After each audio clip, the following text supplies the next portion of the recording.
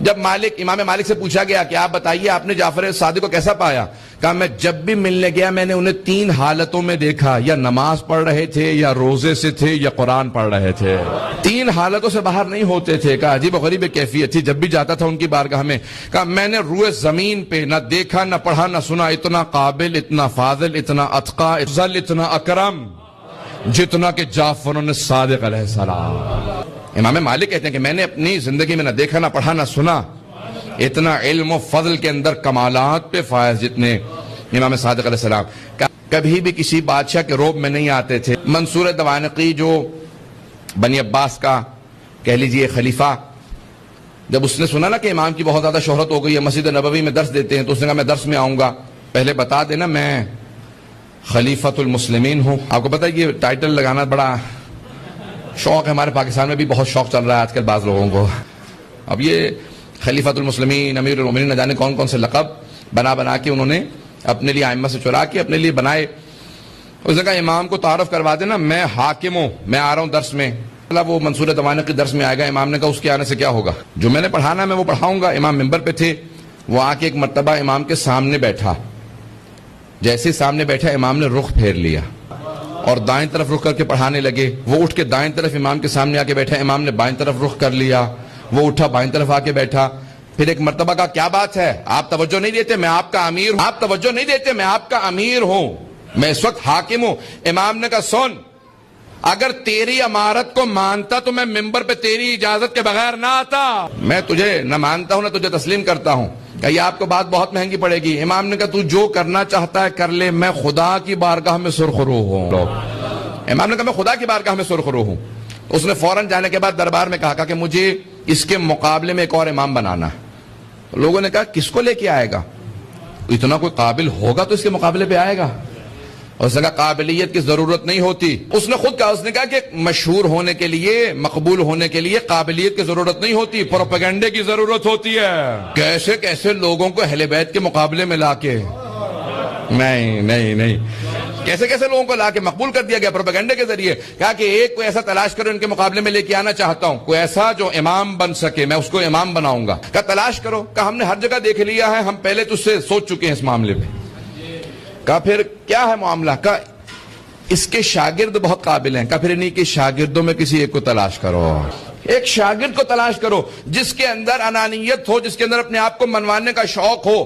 کہا اسے میں ہر طرح سے پیسے بھی دوں گا، بہت بڑے بڑے عناوین دوں گا، قاضی القضات چیف جسٹس بن جائے گا۔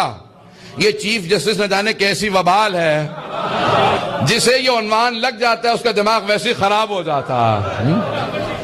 تو اس نے کہا کہ بھئی میں اس کو چیف جسٹس بنا دوں گا، کتاب چھپواؤں گا، بہت زیادہ اسے پیسہ دوں گا، کسی بھی طریقے سے اس کو کسی طریقے سے بھی لے آؤ، کوئی بھی آدمی۔ تو انہوں نے کہا کہ ہاں ایک ہمیں مل گیا۔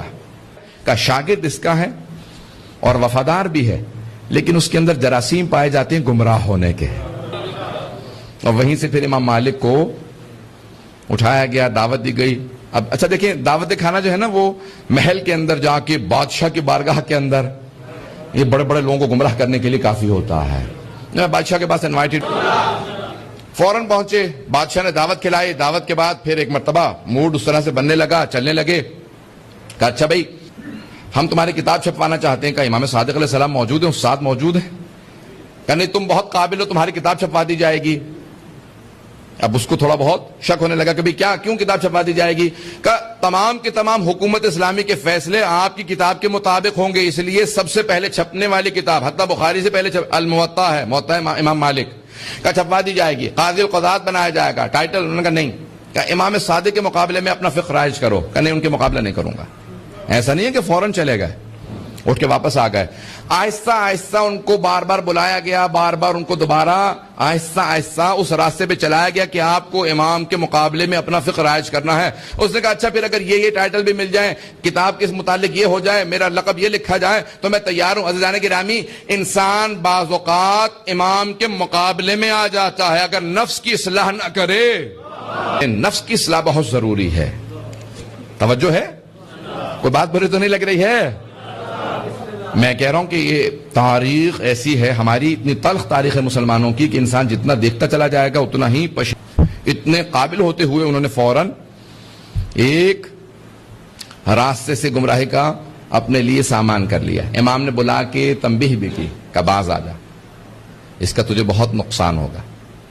لیکن مولا کتاب چھپ رہی ہے, میں نے زیادہ تر کوشش کی ہے کہ آپ کے نظریات کے مطابق ہو. امام نے کہا سارے نظریات اولاً میرے نہیں ہیں, دوسرے جتنی تو نے لکھی ہے بات تیری صلاحیت سے بالاتر ہے, لکھتا میری بات ہے, نام اپنا رکھتا ہے. ایسے کام نہ کر جس کی وجہ سے تجھے دنیا میں بھی نقصان ہو, آخرت میں نقصان ہو. ہمارے مقابلے میں مت آ. اہل بیت علیہ السلام معصوم کا درجہ کچھ اور ہوتا ہے. معصوم عصمت کبریٰ کے مالک ہیں, معصوم سے مقابلہ نہیں کیا جا سکتا. توجہ ہے لوگوں کی؟ عزیزان گرامی, اس طرح سے باقاعدہ مکتب کی آبیاری کی گئی نئے مقابلے میں. اب تھوڑے سے تلخ باتیں ہیں یہ جو پیش کر رہا ہوں, لیکن تاریخ ہماری یہی ہے مسلمانوں کی.